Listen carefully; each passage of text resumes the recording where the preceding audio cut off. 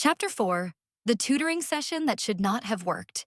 Sasha Vielle knocked on our door 4 days after the goat incident, which I mentioned specifically because in 4 days I had constructed an entire fictional universe in my head in which Sasha Vielle would never knock on our door again, on the grounds that I was now both magically destitute and possibly cursed, and a rare rank radiant cleric has better things to do than associate with a known goat-related incident.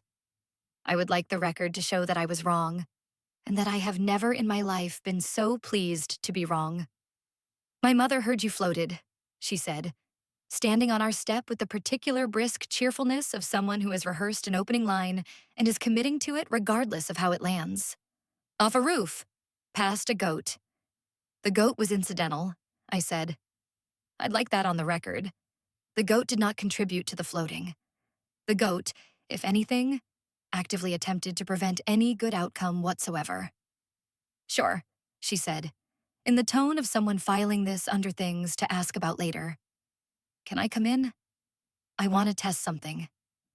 Here is the part where I tell you that Sasha Vielle, radiant cleric, rare rank, golden light, entire town gasped pleasantly Sasha Vielle had apparently spent 4 days thinking about me, not in the way I had spent roughly 400 consecutive hours thinking about her, which is its own separate tragedy we don't have time for, but in the focused, clinical way of someone who'd noticed a puzzle and couldn't leave it alone.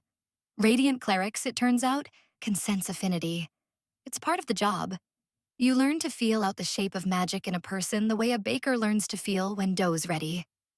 And apparently, when she'd stood near me at the grain store, watching me hang sideways in midair like a confused kite, she'd reached out with that sense, the way she'd reach out toward anyone, and felt nothing.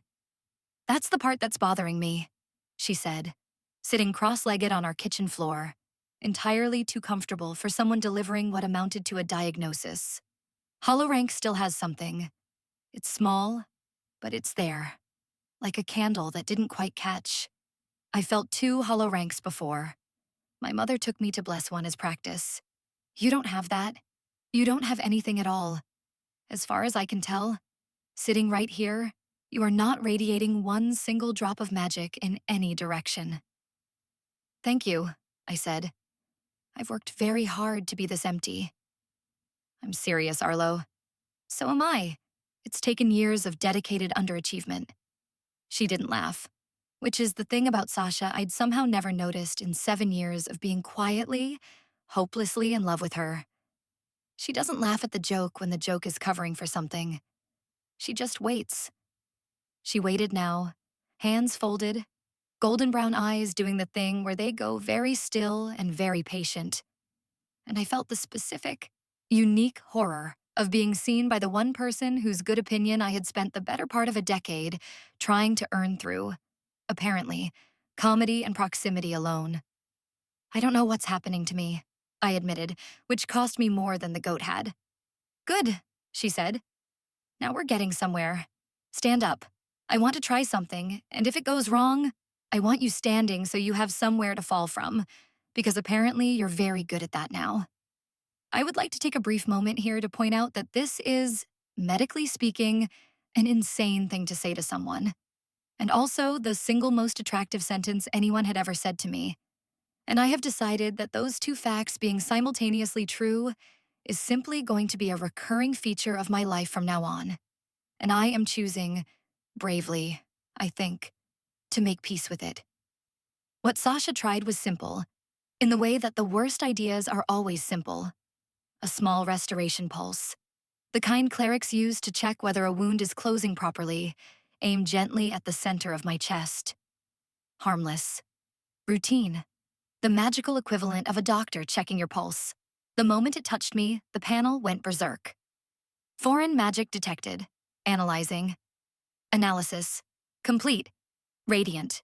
Restoration pulse. Rare rank. Non-hostile. Would you like to?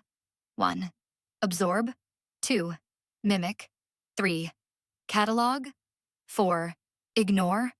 I made a sound that I would describe generously as a startled goose. "What?" said Sasha, hand still extended, light still glowing faintly around her fingers. "Was that noise?" "Nothing. Completely normal noise." I make that noise sometimes, for no reason. I had by this point exactly 1.5 weeks of experience with the panel, almost none of it involving decisions with consequences, and certainly none of it involving a glowing list of 4. Options hovering in my vision, while the actual literal source of the magic in question watched me with rapidly narrowing eyes. I did the only sensible thing a boy in my position could do, which is to panic so completely that I selected an option entirely at random, the way you slam a hand on a board game when you've stopped understanding the rules. I hit 2, Mimic. The panel made the harp string sound again, that small, smug little plink I was coming to recognize as its version of a wink.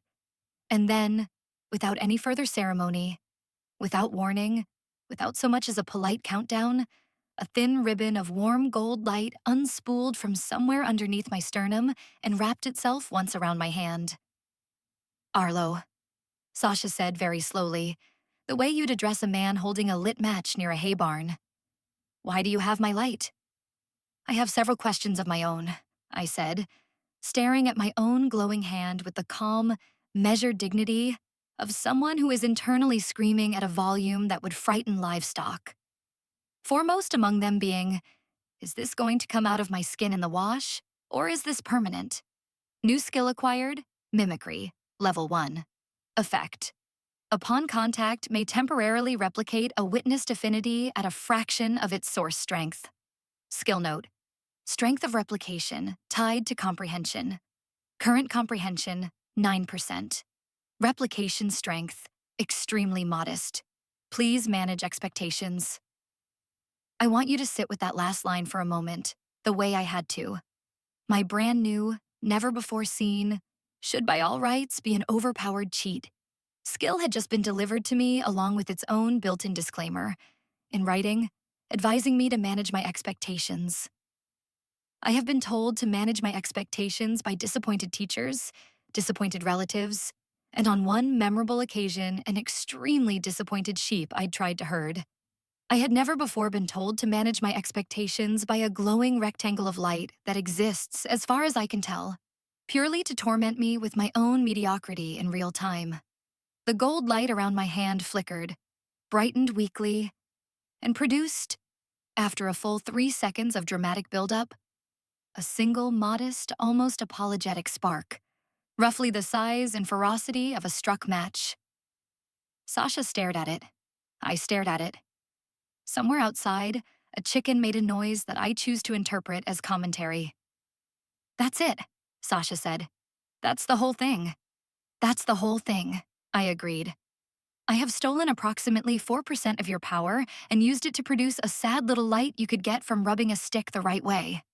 And then, because apparently this is simply how my life works now, because apparently the universe has decided that my comedy and my catastrophe are going to arrive strapped to each other's backs for the foreseeable future. Sasha Vale, rare rank, radiant cleric, future legend, golden girl of Thistlebrook Hollow, looked at my sad, tiny, borrowed spark of light, looked at my face, and laughed so hard she had to put a hand against the kitchen wall to stay upright. You, she said, wiping her eyes, are the single most ridiculous thing that has ever happened to this village, and I include the goat in that statement.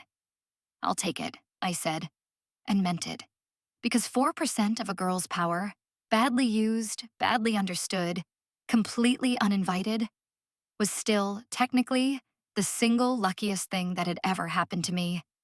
And I had decided, somewhere around the second outhouse breakdown, that I was simply not going to be the kind of person who argues with good fortune over the size of the portion.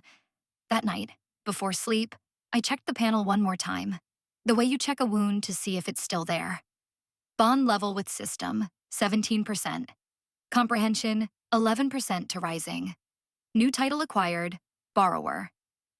Borrower, I told the ceiling, is a much better title than Goat Whisperer, and I'd like to formally request more of these, please, and fewer of the ones that make me sound like livestock. The panel, as ever, declined to respond, but the number kept climbing. They always did.